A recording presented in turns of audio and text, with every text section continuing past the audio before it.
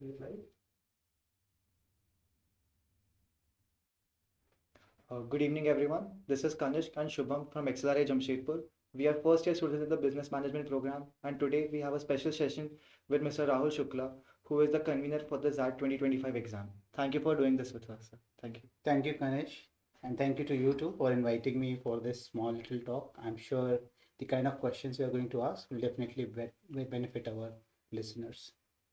Okay, so to start with the very basics, how is that as an entrance exam different from CAT and other premium exams that we have like in MAT, SNAP, and what makes that stand out? So, such a difficult question in the beginning itself. I thought you would give me some respite talking about XLRI, talking about what we do here. But I guess this is a very important question which you have asked, right? Like how that is different from other exams. Technically, we try to assess similar competencies, except for we get into general awareness also. Along with that, we have a very special section called decision making, right? So we try to understand critical thinking skills, we try to understand problem solving skills, we try to understand also general awareness. So when it comes to structure of our exam, definitely decision making and general knowledge, they make a difference in comparison to other exams. But if you get into the competencies, almost same competencies are assessed across, though we assess them differently. Like for instance, logical thinking is assessed, critical thinking is assessed, problem solving is assessed. So competencies are almost the same, but we get into decision making where we try to understand if you can apply your logical thinking in problem solving scenarios and arrive at the most informed conclusion based on your analysis. That is what we try to do. So why am I telling you in this way? Because good thing about XAT is even if you are preparing for other exams, that preparation can very easily or smartly feed into your preparation for XAT. So if for instance CAT has just passed right on 24th. So if you have done well in or prepared well for verbal, if you have prepared well for QT over there or the quantitative aptitude, obviously that preparation will not go waste. It will feed into our verbal ability and logical reasoning plus our quantitative aptitude sections. And even in our decision making section, if you have learned how to handle logical problems, you can use similar strategies over here. But obviously there are a few differences which we will discuss a little later. So another way that XAT is very different from other B school examinations is that there is no sectional time limit. So like I think in the three sections that we have, there are like 3 hours, and students are free to choose in which section how much time they want to give. So can we understand like from a student's perspective or from so rather a teacher's perspective, like how can a student manage like how much time to give to each section? So I guess let me ask this question from you people. Right? You already are the student of our flagship programs, right? Right. And you have done so well to come to Excel, right? So we'll ask you one by one. You tell me why do you think that's that particular freedom or liberty which we give to our students, right, when they are taking tests? How is it helpful or useful? And definitely after him, you also contribute. Okay, so for me personally, XAT did work out a lot better as compared to CAT and any other exams is because I had the liberty to dedicate the amount of time that I wanted to each of the sections. Like for me, quants was a strong suit, and I was of the opinion that if I dedicate 1.5 hours out of the 3 hours that were allocated, approximately 3 hours, if I dedicate half of the time to quants and I score well in that, and then this is one of the strategies that only I followed. So yes, if I dedicate a lot of time to quant and score maximum marks in that, and is and am able to just clear the cutoffs for both the rest of the sections as well, I'll be able to score good, and that did work out for me because I got a decent percentile with that as well. So basically, that gives everyone an opportunity, everyone an equal chance. If you have some weak points, that has a scope to get you covered for those weak points as well. You can bank on your stronger sections and score well in that. Fair enough. Thank you. And what do And you? on the contrary, I had a completely different strategy. For me, verbal was one of my weaker suits. So the way I approached the exam was I initially dedicated like around 1 hour, 1 hour, 10 minutes specifically to the VALR section and tackled all the difficult questions and all the questions in which I felt that I could have like would require more time. and that helped me like score a very good percentile in my VALR section, and I could also focus on my stronger suits with ample amount of time remaining. So thank you. So actually, you have already answered what we try to do when we give that liberty. The objective is if, for instance, you are good in a particular section, right? So you know that you would require lesser time in comparison to other sections for that particular section. So you can devote more time in the sections you struggle. And I guess that's what you tried to do. You did it differently, like you started with QT and you started with verbal, but the objective was same, right? Yes, sir. Objective was like what I can do well, I will be able to finish it in shorter time. At the same time, where I struggle, I will actually have to invest more time. I guess that's what the strategy both of you followed, Yes. and that is the objective. So idea is, even if you see at our paper, we give you the liberty to toggle among sections, right? You can move from verbal to QT to decision making. The idea is that whatever you are comfortable with, right? What you find difficult, you want to start with, you can start with that. Whatever you find simpler and you are very good at, you can start with that. So that kind of a liberty we give. In XAT, our objective is that we want students to use their analytical skills, right? We avoid testing our students on speed, but that doesn't mean that you don't keep a track of time, right? Overspending time on a particular section will definitely cost you a few questions in the other section, right? But we give around 1 hour 70 minutes. It's a very long time for solving different sections. Judiciously divide time based on your understanding, and I'm sure you will do very well in all the first three sections. And also, sir, as we are talking about that, there are a lot of aspirants who are taking that for the first time. Correct. So, will you please help us walk through the number of questions that we have, the negative marking scheme, because it is a bit tricky as compared to CAT or any other exams. Fair enough. So, There are a few important things I would like to tell. Earlier, the XAT exam used to be of 3 hour 30 minutes. From this year onwards, we have reduced the time of XAT. So we have reduced the time from 3 hour 30 minutes to 3 hours, right? What we have done is we have removed, there was a section, I'm sure when you took the exam, there was a section of essay writing, right? That has been removed from the main exam. There are two reasons for it. One is our students are already prepping so hard or preparing so hard for first three sections plus general awareness. So, and then comes writing. And if, for instance, you lose focus, you will end up writing not so great essay. Yeah. So idea is that we want you to start afresh in our GDPA process, right? There you write an essay because essay is only used for XLRI. So we have taken it out. We don't want to burden students over there, number one.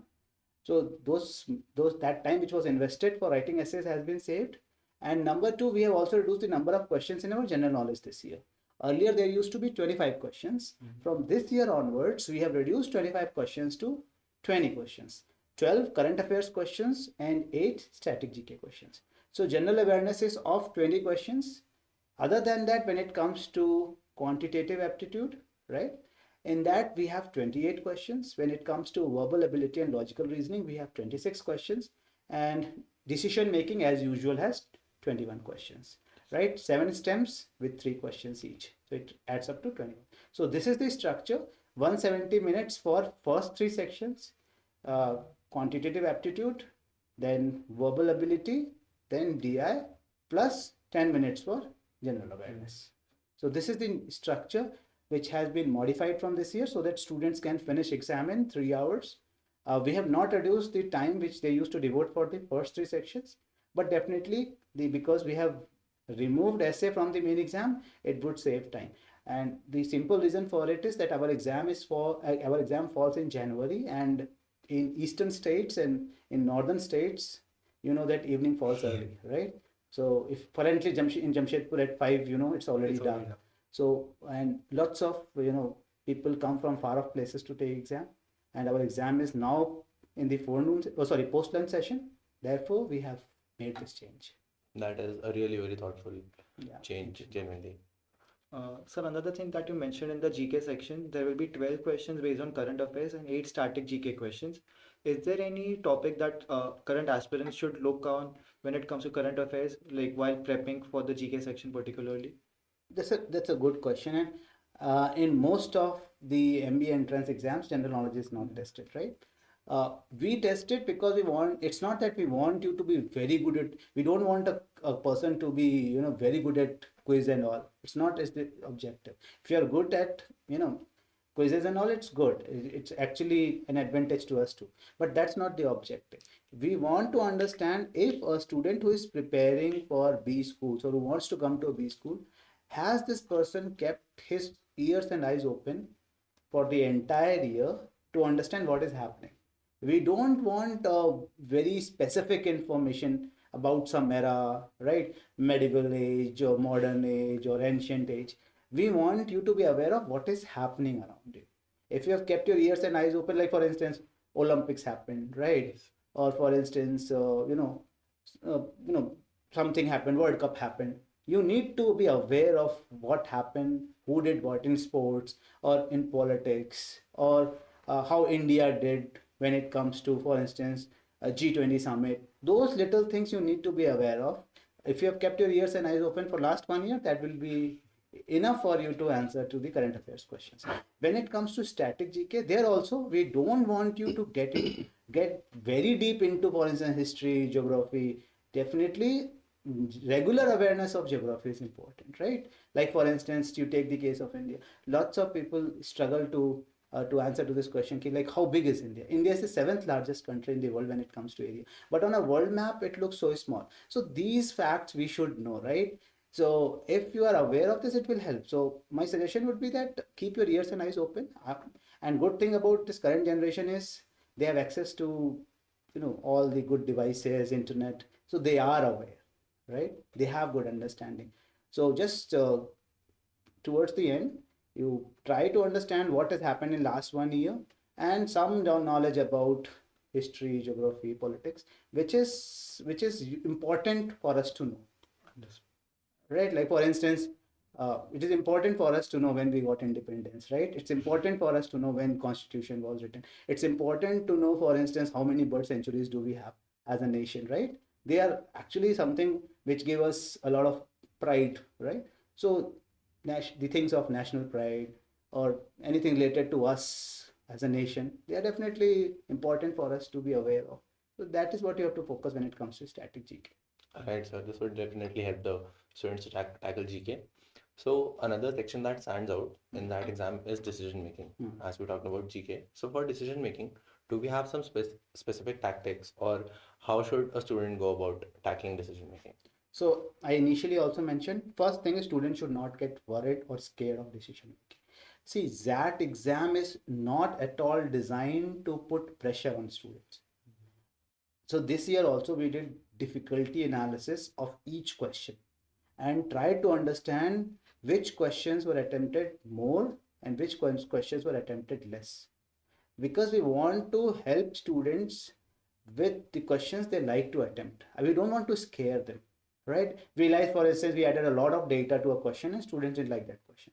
So obviously those questions will not try to repeat because that unnecessarily creates some kind of fear in the mind of the candidates. They are already, they're going through a lot of anxiety, right? There's a lot of pressure.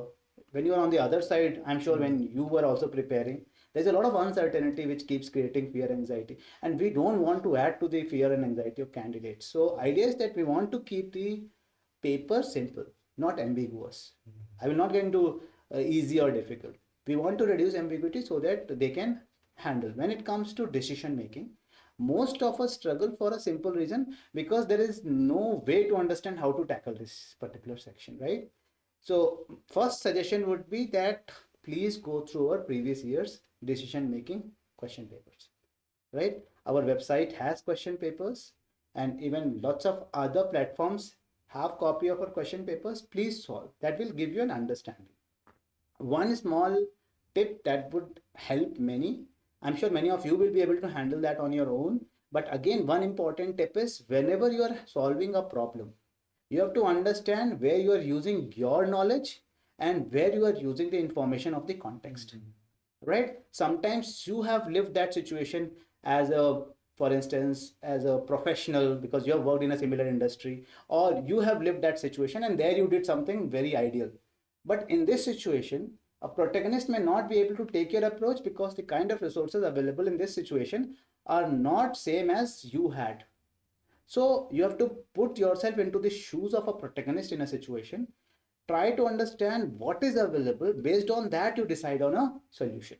Sometimes the optimal solution will be the answer to the question. Sometimes there will be an optimal solution, but that optimal solution is not applicable to this situation. So you will have to end up with a suboptimal solution because that is catering to the needs of this protagonist.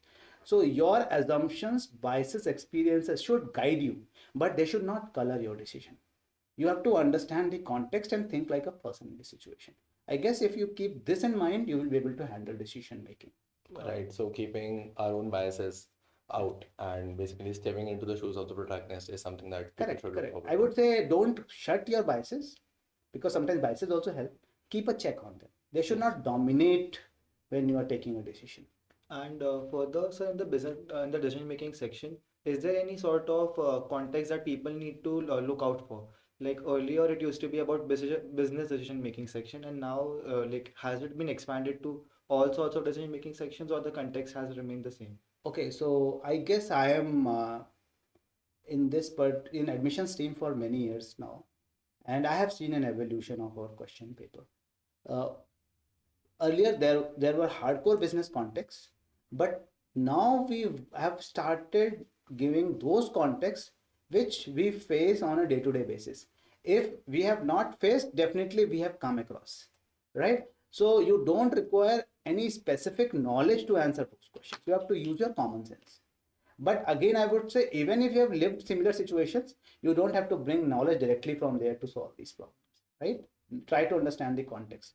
But as far as context is concerned, we don't test people's knowledge, right? We don't want you to know what is human resource management. We don't want you to know what is strategic management or what is marketing. We don't want, with your common sense or simple understanding of problem solving, you can solve those scenarios. That's why lots of personal decision making scenarios also come as questions in the question paper. For this, we have specialized tailor-made fit iQuanta decision-making mocks as well. And so further, like XAT will be conducted in January of 2025, and student like the aspirants have like less than 1.5 months to prep for it. So do you think for someone who has just completed their CAT examination, there is enough time for them to tailor their entire preparation for XAT in this limited time span? I guess you can easily translate your preparation of CAT into XAT because if you look at their quantitative aptitude section and our quantitative aptitude section, they are almost on the same lines. Definitely, when it comes to XAT, we try to understand if you know how to apply the knowledge you know, right? We are not mostly we are not giving formula based questions mostly, right? There may be a few they come up, but our objective is to understand if students can understand the problem and solve it without even knowing the formula, because there are lots of people without math background also come to solve problems, right? So can they use the understanding of a situation and apply their understanding of if they can use even the simpler mathematical intelligence to solve those problems. That is what is our goal. So we avoid giving formula based problems, but definitely it is on the same lines as CAT. So you can translate that work preparation into XAT. At the same time, verbal aptitude is also almost on the same lines. There is a misconception that that's verbal ability and logical reasoning is on a difficult side. If you look at our papers, if you go back, for instance, back in time, 2000, between 2004 and 2010, or 2011 to 2015, or 2015 to 2020, you would see a considerable change happening in our question paper. Earlier, the RCs were very abstract, very dense, but now we are actually bringing those RCs which are about your day-to-day life. And you would have realized one more thing in our RCs. We try to give those RCs which also have a message embedded in them. There's always some message. So it's not just you take exam and go. When you do take an exam, there's always a takeaway for you from that exam. In fact, if you go back in 22, I guess we gave a passage on bullshitting, which normally people believe is an abuse. But actually, it's an academic term. There's a paper on it. And that extract from that paper. So we want to tell people how they can differentiate. So there is some knowledge which students can carry after taking our exam. So it's not a difficult exam. It's a simpler exam. We try to test the analytical skills of students. So whenever you are answering to the questions, think. Thinking will help you, because quantitative, when it comes to quantitative aptitude, there we want you to think because you can understand the application. And in verbal ability, we want you to think because there you can understand the interpretation. If you focus on thinking in both the sections, it will help. And definitely decision making is all about thinking from different perspectives. Yes, Right? Right, sir. As you have been with the admission team since a significant amount of time, so you must have come across some of the major pitfalls or some of the problems that that aspirants face, or some of the mistakes that they commit year on year. So what are some of those mistakes and how can they avoid them? So I would say the most important mistake which normally that aspirants make is they don't try to understand our negative marking, right? That has a different kind of negative marking scheme. So you get 1 mark for actually answering a right question, but you get minus 0.25 for giving a wrong answer. And then there is also 0.10 penalty for leaving more than 8 questions, right? So we don't want you to answer wrong questions, but we also don't want you to quit many questions. Yes. Right? So when you go to take exams, read our instructions very carefully. It's not complicated, it's very simple, right? But my suggestion would be read and enjoy. It's like a test match. Huh? It's not like T20, you go play under pressure and don't show your class. Sit, reflect, and do. Also, one very important part is that because we give a lot of time, 3 hours or 1 hour 70 minutes for first 3 sections, many of us end up spending more time on a particular section. So definitely you have time, you can think and do, but you should set boundaries for all the 3 sections, right? When you're nearing your boundary, you know that this section should get finished, you try to finish. If it is not getting finished, definitely move to the other section, because otherwise it will cost you some questions over there, which may end up costing you some kind of sectional cutoff. So better is you plan well. Yes, sir. And further, like this year, a lot of aspirants felt that the CAT exam was on a relatively easier pattern compared to the previous year. Can students have a similar expectation with that this year? That's a good question. And I'm also hearing a lot on internet that CAT was easy. But I don't know if it's a good news or a bad news, right? But idea is that whether it's CAT or XAT or any of the exams, the objective is neither to make the paper easy nor is to make the paper difficult. Paper should be about what we want to test, and our aspirant should handle that paper, right? There should be less ambiguity, there should be clarity. Because if you make paper too simple, I'm just giving you my own thought process. Huh? You may also have a different view. If you make the paper too simple, then somebody who has prepared for 1.5 years simultaneously with his job or her job, or she has quit her job, you are not doing justice to those people, right? There should be some preparation needed, some understanding needed. Definitely there are some students without any preparation also do well, because their thought process is very different. So if that is there is no problem, but you should do justice to those who are putting enough efforts. So as a very responsible exam, because our test is accepted across 200 plus business schools, right? And we also know that our test has a reputation. We try to do justice to all kinds of aspirants, whether you come with mathematics background or not, because you would have realized that that is more holistic, right? Yes. Even if you are not having any mathematical background, you still can do well in that. And there are schools which actually use our decision making section to select students for a specific program. That is also happening. So which means it is holistic. We try to do justice, and there is no bias against this set of people or that set of people. We try to be fair to everybody. Definitely.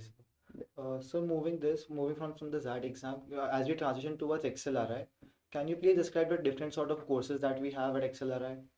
Yeah. So if you do well and you get shortlisted for our schools, XLRI Delhi and XLRI Jamshedpur, we have good number of programs. So we have PGDBM program. And you know about that program well, Yes. because you both are, Yes, sir. are students of that program.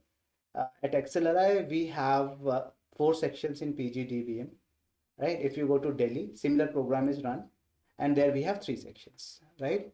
So we have 7 sections in totality.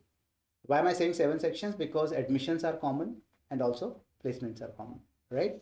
At the same time, we have another very popular program called PGDHR, right? Not only popular in eastern region, across the country, outside India also, right? Very popular program. So we have 3 sections so far in that program. But the good news is, hopefully this year we will add one more section. So we will have 4 sections there too, right? Because it's a highly demanded program. So we will add one more section. So we will have 4 sections, hopefully from this year in PGD HRM as well. And then we have executive MBA program. There also that aspirants go. And the good news is, from this year onwards, earlier there was a condition that you need to have a work ex of 5 years to apply to that program. From this year onwards, because AICT has asked us to do that, or the terms and conditions say, so we have actually reduced that 5 years, from 5 years work ex to 3 years. So with 3 years work ex also, you can be a part of a PGDM GM program, which is an 18 months long program.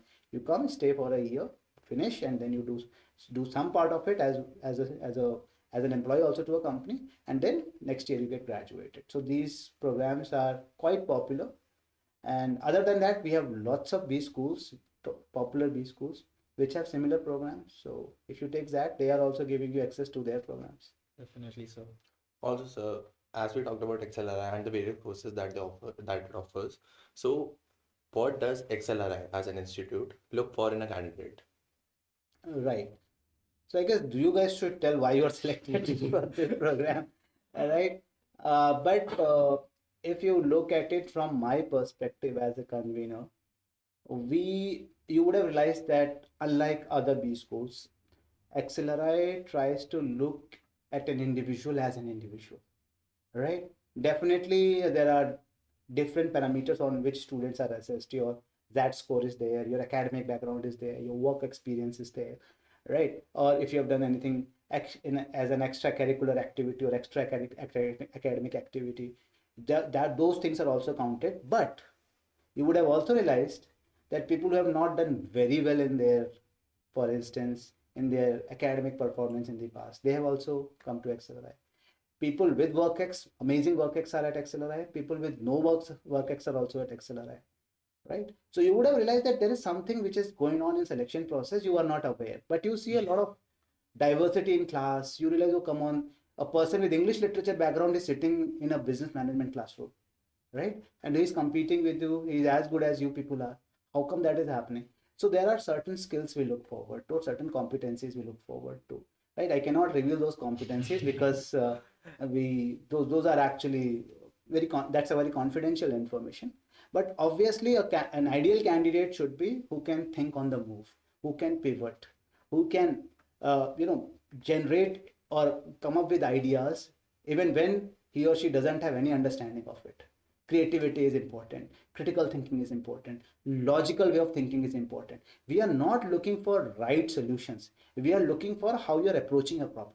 If you're if you approach a problem logically, you are an amazing candidate, because that is needed in business, right?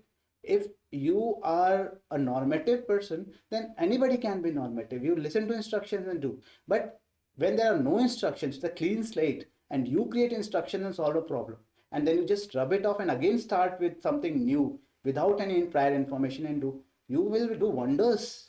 And that is what is expected, right? And if you look at our new policy which has come up, new education policy of Government of India, that also is trying to focus on these skills: critical thinking skills, problem solving skills. You can pivot, think on the move, you are creative, innovative. I guess that is what we expect. And good thing about XLRI is you do well in interviews. It's very important. Yes. Right? You perform well, you show that you can think. Obviously you're needed, but in the core of our candidates, we also look for the values. Excel is known for values. I'm sure you all know we have a tagline called for the greater good, right? That has come from Magis. We strictly follow it. right? We want people who can give back to the community at large. We want those people who don't believe in any kind of discrimination, who have respect for all the faiths, all the cultures. I guess that is what we expect in a ideal candidate of XLRI. Right. Okay, so as we talked about the interview is the last process, last step for someone to get into their dream B school like XLRI. So how should one approach the interview prep that one has to tackle? Because after an extensive exam like that, they have a month or two to prepare for the interviews of XLRI. So how should one go about that? I would say that this is a difficult question to answer because there is no standard answer to this question. And each individual will have to approach the interviews differently because the background is different. The kind of academic culture you come along with, that is different. So my suggestion would be that when you are preparing or prepping for the interviews, it is better you go through your value system. You try to understand where has it come from, relate your value system with the value system of the B school you are targeting. If it aligns well, you can talk about it in the interview. Go through your CV thoroughly, try to understand what you have done well. Don't fake, because if you fake, mostly Excel interviews are not interviews, they are conversations, right? And when you converse and the interviewers give you an opportunity to talk, you will end up telling things which are true about you, right? And consistency is something which is observed when you talk. So better is be loyal, be clear, and be realistic, right? Don't lie. Don't have to say anything which is not true about you. And like for there is a gap in your CV and you prepared, for instance, for IITs after your plus two, then there is nothing wrong in accepting it because you did that. Why do you have to say that I was doing something random? Right? So idea is that you accept, and we also know that students prepare, right? We are also human beings and we live in a same community and same society. At the same time, for instance, many people quit jobs for MBA preparation. They should also not feel shy in telling. But preparing is one part. Simultaneously, were you doing something? If for instance somebody is preparing for CAT or XAT for last 1 year, and that person has also done some courses simultaneously or took some internship or some part-time work because you require some money or you want some experience, if you talk about it, that will actually give an edge to you, right? So be honest, right? Be clear what you are saying. Don't fake, and try to bring some value to the table. It will help. Sir, if I can take one question from the chat that we have, Hmm. are there any specific programs which focus on a particular specialty in a particular discipline that XLRI Jamshedpur offers? Human resource management, you can easily pick that program because it's a specialized program and we are known for that program, right? Otherwise, we have business management program which has different functions. So there's no specialization as such, but again, it is a program which is specialized in itself. So yes, human resource management is a different specialized program. Definitely, sir. And sir, another question that like we had earlier touched upon was, is the 10-minute slot for GK after we finish the 170-minute slot, and if there is a time gap between the two? So that 10-minute GK is going to come after the first three sections. You cannot start with GK. It will always come later, right? But there will be no transition time. Like earlier, there was keyboard testing, right? Right. That is not going to happen this year. Achha, that was also a reason to remove essay. Huh? So lots of people wrote to me saying, sir, in my center, keyboards were not operational, right? And it's very difficult to ensure keyboards are operational all over the country, right? So why, because of a keyboard, a candidate should suffer? Yes, sir. That was also the objective, to move essay from there to GDPI section. And sir, another question was that the negative point one for every after the 8 unattempted questions, how does that like say for example a candidate has missed out 12 questions in a section, how would that like negative marking impact the students? So honestly speaking, I'm not a right person to comment upon it, but your questions from all the sections are taken together to actually compute this, right? So, and there's a team which works on it. Yeah.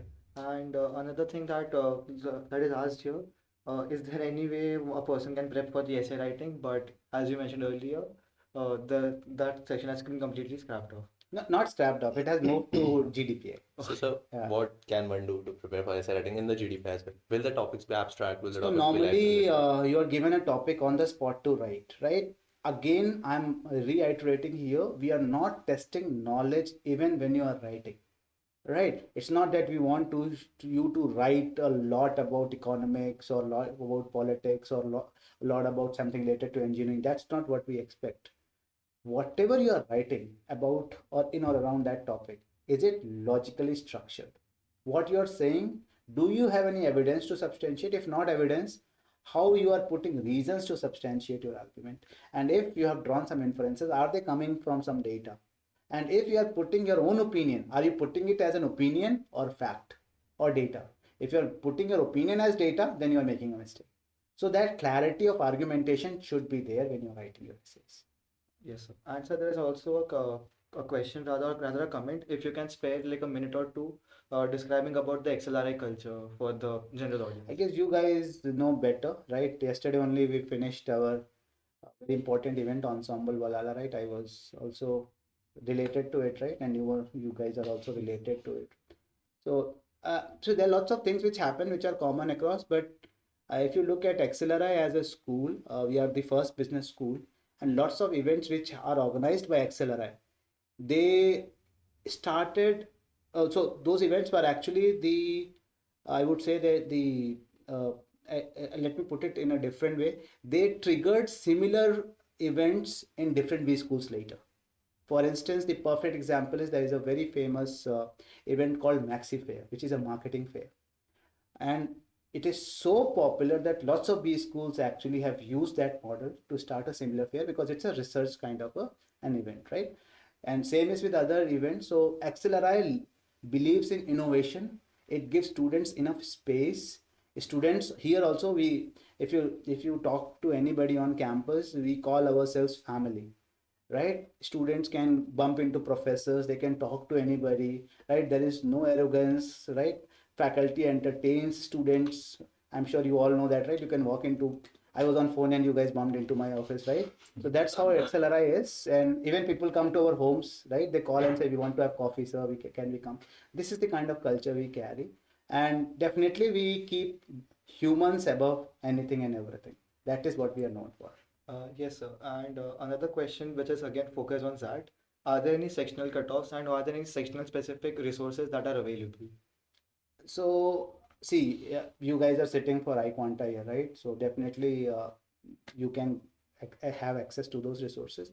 But my suggestion would be, whatever you're consulting is good. On the top of it, please go through our previous year's question papers to develop an understanding of what we are testing, right? All the papers are available on our website. That website you go, question papers are available. And we also have our currently mock tests on. There are 3 mock tests which are available. Please take those mock tests. This year we started mock tests. 2 mock tests happened, 3rd mock test happened, and now all the 3 mock tests are there. They will be there on our website till 30th. So please take the mock test. When it comes to sectional cutoff, difficult to comment because it's relative. And we only get to know what will be a sectional cutoff only after we get the score. So this is a very difficult question to answer. Okay. Sir, and further, like since you were mentioning about the sectional things, I would just like to add on to the fact that iQuanta will be running sectional specific resources on their on their website and on the social media platforms like YouTube, which everyone can access for like their preparation. And lastly, there was another question, like for the interview specifically, when an interviewer asks a question, do you have a question for us? What is an appropriate question to ask? I guess there is no standard answer to this. My suggestion would be do good research on the institute, right? Whichever institute you sit for, you do good research. And I say good research, not just going to their website and picking up something random and then talking about it. Look for who are their alums.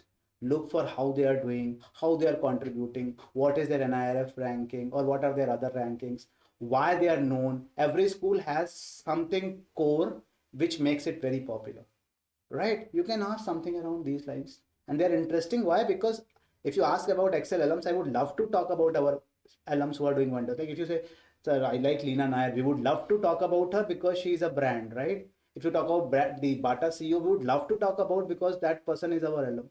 So anything which is related to the school and unique, if you bring that, definitely it helps in. So this question is majorly asked to have a happy close ending, right? Yes, sir. They are not asking you to critically evaluate the interviewers, right? So idea is that just have a happy close, and mostly this question is a positive question. So have a positive impact by asking something interesting about the college, but do enough research. Right, sir. So, sir, that 2025 is around the corner. So, do you have a final conclusive message for all the aspirants who are willing to take XAT this year? So my suggestion would be, still you have enough time to take XAT. It's on 5th of Jan. You have time. If you have invested your time for other exams, you can smartly translate your hard work for XAT too. I have already informed that QT and verbal can be easily handled with other test preparation. But when it comes to decision, please go through our previous year's question papers. I'm sure it will give you a good understanding, and it's a most entertaining section.